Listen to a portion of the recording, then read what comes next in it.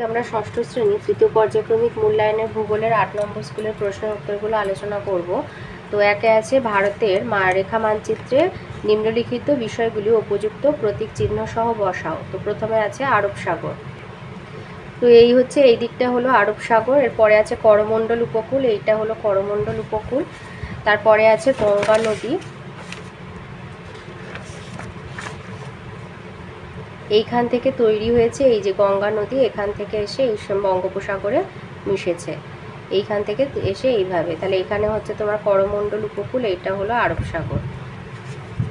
এরপরে আছে দিল্লি। দিল্লি হচ্ছে এইখানটায় দেখাবে, এটা হচ্ছে দিল্লি। আর আছে হিমালয় পর্বত।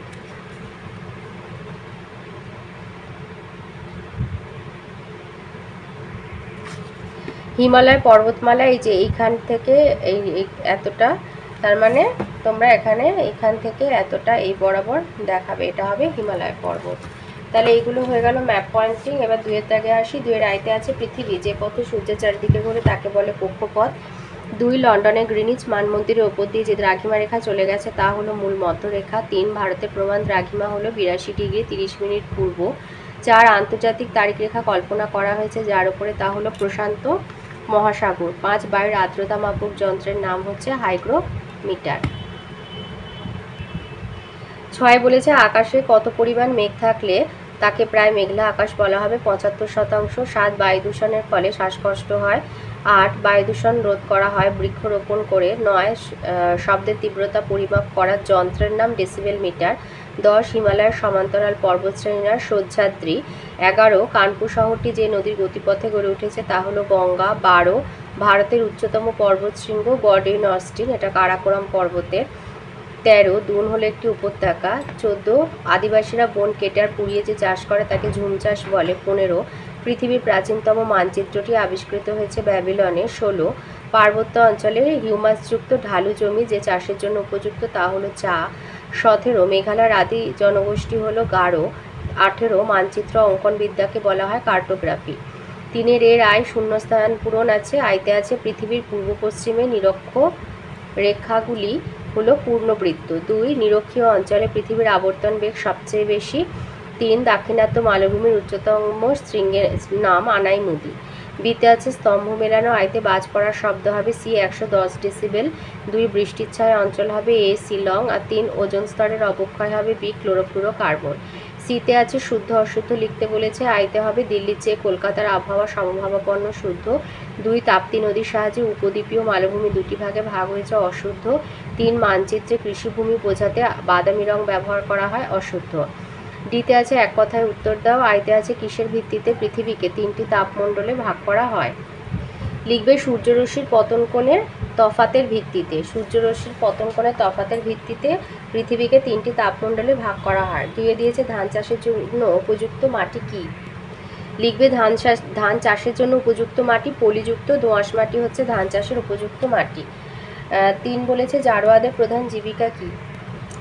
জারোয়াদের প্রধান জীবিকা হচ্ছে শিকার এবং ফলমূল সংগ্রহ করা। 4 এর আইতে আছে নিরক্ষরেখার 2টি বৈশিষ্ট্য লেখো। নিরক্ষরেখার বৈশিষ্ট্যপূর্ণ অক্ষরেখা বা নিরক্ষরেখার গুরুত্ব। 1 হচ্ছে গোলার্ধ নির্ণয়। নিরক্ষরেখার 2টি বৈশিষ্ট্য বলেছে, এটা একটা টিকা। নিরক্ষরেখার এই যে বৈশিষ্ট্য, নিরক্ষরেখার ওপর সারা বছর দিন রাত্রির দৈর্ঘ্য সমান হয় বলে একে বিষুব রেখাও বলা হয়ে থাকে। আর 2 হচ্ছে নিরক্ষরেখা পৃথিবীর মধ্যস্থল বরাবর বিস্তৃত হওয়া একে মহাবৃত্ত বলে।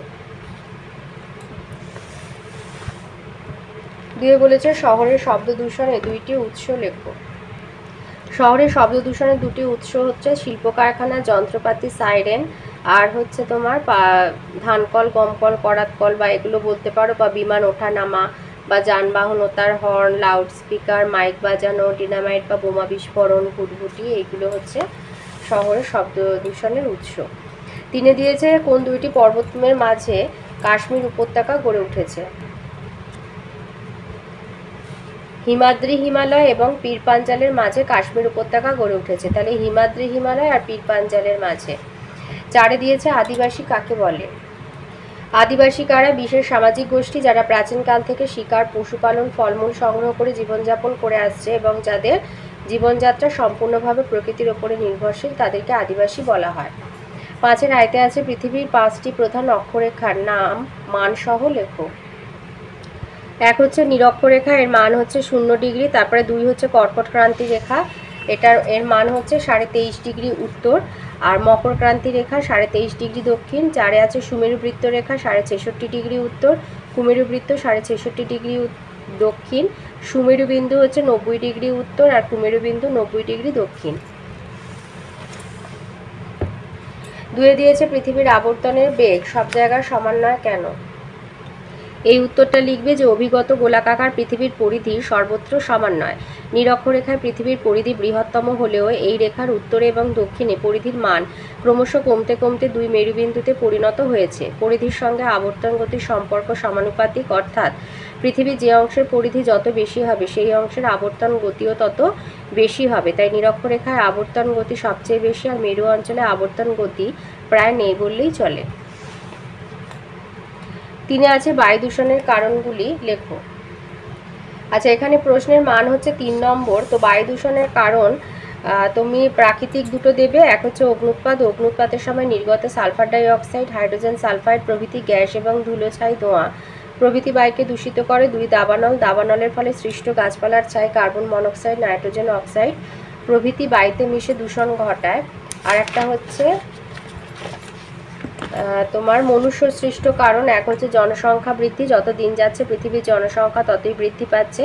এই বিপুল সংখ্যক মানুষের শ্বাসকার্যের ফলে নির্গত কার্বন ডাই অক্সাইড বায়ুকে দূষিত করে তুলছে। তারপরে বৃক্ষচ্ছেদন, পৃথিবীতে মানুষের সংখ্যা যত বাড়ছে ঘরবাড়ি চাষবাস করার জন্য তত গাছপালা বন জঙ্গল কেটে ফেলা হচ্ছে, ফলে বাতাসে কার্বন ডাই অক্সাইড বৃদ্ধি পাচ্ছে। এছাড়া নগরায়ন আছে, কৃষিকাজের ফলে কৃষি জমি থেকে রাসায়নিক তেল, সার, কীটনাশকের গুঁড়ো, আবর্জনা, খড়কুটো পোড়ানো, ছাই, ধূলিকণা প্রভৃতি বায়ুকে দূষিত করছে। আর যানবাহনের গাড়ি থেকে নির্গত carbon monoxide, sulphur die oxide প্রভৃতি বায়ুতে মিশে গৃহস্থালির বর্জ্য থেকে পোড়ানো ছাই, ধোঁয়া বায়ুকে দূষিত করে। পচনের ফলে উৎপন্ন বিষাক্ত মিথেন গ্যাসও বায়ু দূষণ ঘটায়। এছাড়া আছে আণবিক বিস্ফোরণ, পারমাণবিক শক্তি কেন্দ্রের দুর্ঘটনা বা বিস্ফোরণের কারণে প্রচুর পরিমাণে তেজস্ক্রিয় পদার্থ বাতাসে মিশে বায়ু দূষণ ঘটায়। 4-এ দিয়েছে মানচিত্রের অপরিহার্য উপাদানগুলি কি কি? মানচিত্রের অপরিহার্য উপাদান 1 হচ্ছে শিরোনাম, মানচিত্রের বিষয়বস্তু সম্পর্কে ধারণা দেয়। 2 হচ্ছে উত্তর দিক দেখানো তীর চিহ্ন, এটি দিক নির্ণয় করতে সাহায্য করে। 3 নম্বর হচ্ছে স্কেল, মানচিত্রের নির্দিষ্ট দুটো স্থানের মধ্যে স্থানের দূরত্ব জানা যায়। আর নির্দেশিকা 4 নম্বর হলো নির্দেশিকা, মানচিত্রে ব্যবহৃত প্রতীক চিহ্ন, রং, অক্ষরের অর্থ বোঝা যায়। 6-এর রাশি 6-এর আয়তে দিয়েছে সূর্যের তাপে বায়ুমণ্ডল সরাসরি উত্তপ্ত হয় না, কি কি পদ্ধতিতে বায়ুমণ্ডল উত্তপ্ত হয় যুক্তি সহকারে ব্যাখ্যা করো। এই উত্তরটা লিখবে যে বায়ুমণ্ডলের উষ্ণতার প্রধান উৎস হলো সূর্য। সূর্য থেকে আসা তাপ প্রথমে সরাসরি ভূপৃষ্ঠকে উত্তপ্ত করে, এরপর উত্তপ্ত ভূপৃষ্ঠ থেকে বিভিন্ন পদ্ধতিতে বায়ুমণ্ডল উত্তপ্ত হয়। 1 হচ্ছে বিকিরণ পদ্ধতি, সূর্যের তাপে ভূপৃষ্ঠ উত্তপ্ত হওয়ার পর ভূপৃষ্ঠ থেকে এই তাপ ধীরে ধীরে বায়ুমণ্ডলে ছড়িয়ে পড়ে, একে বলে বিকিরণ পদ্ধতি। 2 হলো পরিবহন পদ্ধতি, ভূপৃষ্ঠের বিকিরিত তাপে প্রথমে ভূপৃষ্ঠ সংলগ্ন বায়ুস্তর উত্তপ্ত হয়ে ওঠে, এরপর এই উত্তপ্ত বায়ুস্তরের ঠিক উপরে লাগোয়া অপেক্ষাকৃত শীতল বায়ুস্তরে তাপ ছড়িয়ে পড়ে। বায়ুমণ্ডল উত্তপ্ত হওয়ার এই পদ্ধতিকে পরিবহন পদ্ধতি বলে। 3 হলো পরিচলন পদ্ধতি, উত্তপ্ত ভূপৃষ্ঠের তাপে ভূপৃষ্ঠের সংলগ্ন বায়ু প্রথমে উত্তপ্ত হয়, এই উষ্ণ বায়ু হালকা হয়ে ওপরে ওঠে আর ওপরের শীতল বায়ু ধীরে ধীরে নিচে নামে, আবার এই শীতল বায়ু পুনরায় গরম হয়ে ওপরের দিকে উঠে যায়। এইভাবে বায়ুমণ্ডল উত্তপ্ত হওয়ার পদ্ধতিকে পরিচলন পদ্ধতি বলে। 4 হলো তাপ শোষণ পদ্ধতি, বায়ুমণ্ডলের বিভিন্ন গ্যাস, জলীয় বাষ্প, ধূলিকণা প্রভৃতি সরাসরি সূর্যরশ্মি শোষণ করে বায়ুমণ্ডলকে সামান্য উত্তপ্ত করে, একে তাপ শোষণ পদ্ধতি বলে। আর অ্যাডভেকেশন, ভূপৃষ্ঠের সঙ্গে অনুভূমিকভাবে উষ্ণ বায়ুপ্রবাহের ফলে কোনো স্থানের বায়ুমণ্ডলের উষ্ণতা বেড়ে যায়, আবার শীতল বায়ুপ্রবাহের ফলে কোনো স্থানের বায়ুমণ্ডলের উষ্ণতা কমে যায়, একে অ্যাডভেকেশন পদ্ধতি বলা হয়। 6-এর আয়তে দিয়েছে ভারতকে কেন নদীমাতৃক দেশ বলা হয়। এই উত্তরটা লিখবে যে সারা ভারতবর্ষ জুড়ে ছোট বড় অসংখ্য নদ নদী জালের মতো বিস্তার লাভ করেছে। এই নদীগুলি জনজীবনে, কৃষিকাজে, শিল্পে, যাতায়াত ব্যবস্থায়, মৎস্য সংগ্রহে, জলবিদ্যুৎ উৎপাদনে গুরুত্বপূর্ণ ভূমিকা পালন করে চলেছে। উত্তর দিকে গঙ্গা, ব্রহ্মপুত্র আর সিন্ধুর মতো গুরুত্বপূর্ণ নদীগুলি যেমন উত্তরের সমভূমি অঞ্চলের সমৃদ্ধিতে সাহায্য করেছে, তেমনি দক্ষিণে গোদাবরী, কৃষ্ণা, কাবেরী দক্ষিণ ভারতকে সমৃদ্ধ করে তুলেছে। মা যেমন তার সন্তানকে লালন পালন করেন, তেমনি এই নদীগুলো বিভিন্নভাবে ভারতের মানুষের জীবন ধারণের সহায়ক হয়ে উঠেছে, তাই নদীকে মাতা জ্ঞান করে ভারতকে নদীমাতৃক দেশ বলা হয়। 6 আয়তে 3 নম্বর প্রশ্ন, ঝুম চাষ কি আর কৃষিকার্যে প্রয়োজনীয় উপাদানগুলি কি কি? এটা লিখবে, ঝুম চাষ যে ভারতের উত্তর পূর্বাঞ্চলে আদিবাসী মানুষ বন কেটে আর পুড়িয়ে আলু সবজি চাষ করে। কিছু বছর বাদে মাটির উর্বরতা কমে গেলে তারা অন্যত্র চলে যায়, এর নাম হলো ঝুম চাষ। আর এর সাথে যেটা ছিল যে কৃষিকার্যে প্রয়োজনীয় উপাদানগুলো কি কি, সেটা বইতে কিন্তু এখানে আছে। এই যে কৃষিকার্যে প্রয়োজনীয় উপাদান, এই যে 1 হচ্ছে ভূমির ঢাল, 2 শ্রমিক, 3 জল নিকাশ, 4 মাটি, 5 সার, 6 কীটনাশক, 7 ব্যবসা বাণিজ্য, 8 প্রযুক্তি, 9 রক্ষণাগার, 10 বাজার, 11 জলসেচ, 12 মূলধন, 13 উচ্চ ফলনশীল বীজ, আর 14 হলো পরিবহন। এছাড়া আমি রায়মার্টিন থেকেও দেখিয়ে দিচ্ছি।